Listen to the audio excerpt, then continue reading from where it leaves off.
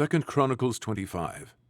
Amaziah was 25 years old when he began to reign, and he reigned 29 years in Jerusalem, and his mother's name was Jehoaddan of Jerusalem. And he did that which was right in the sight of the Lord, but not with a perfect heart. Now it came to pass, when the kingdom was established to him, that he slew his servants that had killed the king his father. But he slew not their children, but did as it is written in the law of the book of Moses, where the Lord commanded, saying, The fathers shall not die for the children, neither shall the children die for the fathers, but every man shall die for his own sin. Moreover, Amaziah gathered Judah together, and made them captains over thousands, and captains over hundreds, according to the houses of their fathers, throughout all Judah and Benjamin. And he numbered them from 20 years old and above, and found them 300,000 choice men, able to go forth to war, that could handle spear and shield. He hired also 100,000 mighty men of valor out of Israel, for 100 talents of silver. But there came a man of God to him, saying, O king, let not the army of Israel go with thee, for the Lord is not with Israel, to wit, with all the children of Ephraim. But if thou wilt go, do it.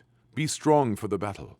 God shall make thee fall before the enemy, for God hath power to help and to cast down. And Amaziah said to the man of God, But what shall we do for the 100 talents which I have given to the army of Israel? And the man of God answered, The Lord is able to give thee much more than this. Then Amaziah separated them, to wit, the army that was come to him out of Ephraim, to go home again. Wherefore their anger was greatly kindled against Judah, and they returned home in great anger. And Amaziah strengthened himself, and led forth his people, and went to the valley of Salt, and smote of the children of Seir 10,000. And other 10,000 left alive did the children of Judah carry away captive, and brought them unto the top of the rock, and cast them down from the top of the rock, that they were all broken in pieces. But the soldiers of the army which Amaziah sent back, that they should not go with him to battle, fell upon the cities of Judah, from Samaria even unto Beth-horon, and smote 3,000 of them, and took much spoil. Now it came to pass, after that Amaziah was come from the slaughter of the Edomites, that he brought the gods of the children of Seir, and set them up to be his gods, and bowed down himself before them, and burned incense unto them. Wherefore the anger of the Lord was kindled against Amaziah, and he sent unto him a prophet, which said unto him, Why hast thou sought after the gods of the people, which could not deliver their own people out of thine hand? And it came to pass, as he talked with him, that the king said unto him, Art thou made of the king's counsel? Forbear. Why shouldest thou be smitten? Then the prophet forbare, and said, I know that God hath determined to destroy thee, because thou hast done this, and hast not hearkened unto my counsel. Then Amaziah, king of Judah, took advice, and sent to Joash, the son of Jehoahaz, the son of Jehu, king of Israel, saying, Come, let us see one another in the face. And Joash, king of Israel, sent to Amaziah, king of Judah, saying, The thistle that was in Lebanon sent to the cedar that was in Lebanon, saying, Give thy daughter to my son to wife.